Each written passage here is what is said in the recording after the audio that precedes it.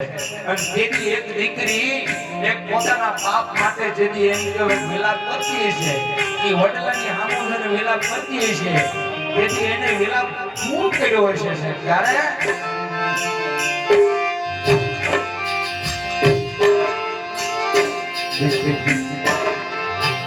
પોતાના બાપ છેલ્લી વાર સગુણાબેન પિતાજીને હરીખમ મંડપની અંદર ઉભા હોય સગુણાબેન પોતાના બાપને ઘણી સભામાં દીકરી નાનેથી મોટી થાય ઘરના આંગણાની અંદર જ્યારે દીકરી રમતી હોય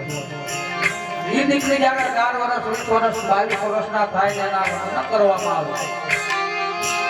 સગુણાબેન પોતાના બાપનું